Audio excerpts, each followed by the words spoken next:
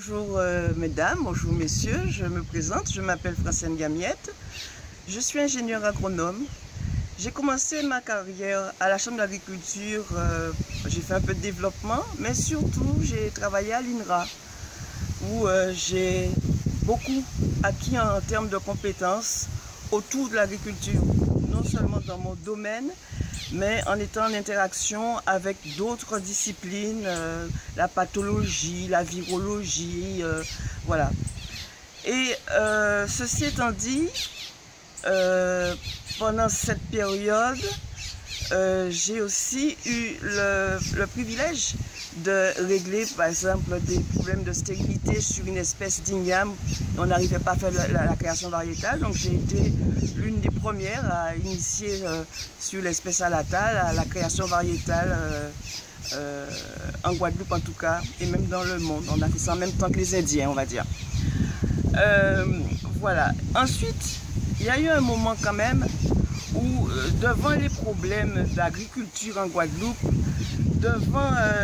j'ai eu envie d'être en phase avec la réalité du territoire sur lequel je vivais et de me confronter vraiment à ce à quoi se confrontait un agriculteur au quotidien, un exploitant agricole, les difficultés puisqu'on retire des molécules chimiques, puisqu'effectivement c'est nuisible pour la santé, mais je vois que tout le monde se retrouve un peu dépourvu puisqu'il n'y a pas d'alternative qui se développe.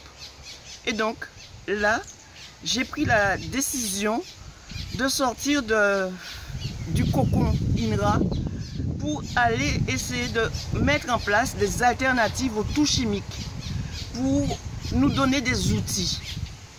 J'ai commencé donc d'abord par me former par des voyages et notamment à l'UNICEF de Cuba.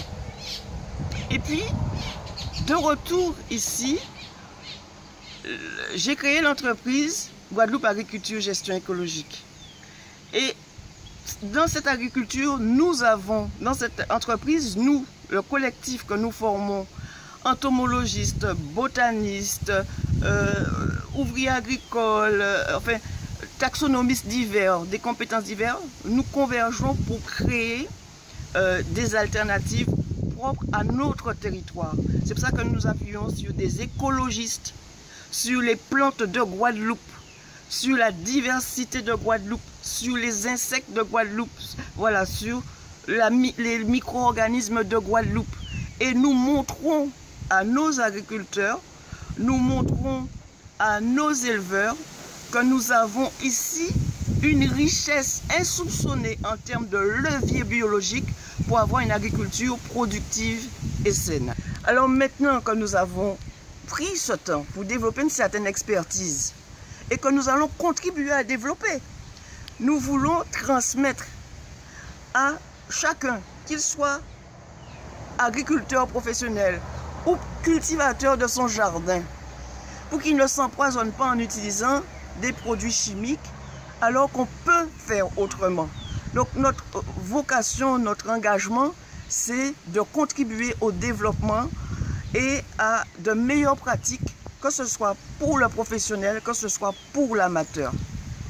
Et en espérant que notre jeunesse s'intéressera à son territoire, à sa diversité, à sa richesse et pourra s'appuyer sur ses atouts pour avoir une agriculture où l'agriculteur ne sera pas le damné de la terre, mais sera celui qui nourrit la terre et qui sera bien nourri par la terre en retour aussi.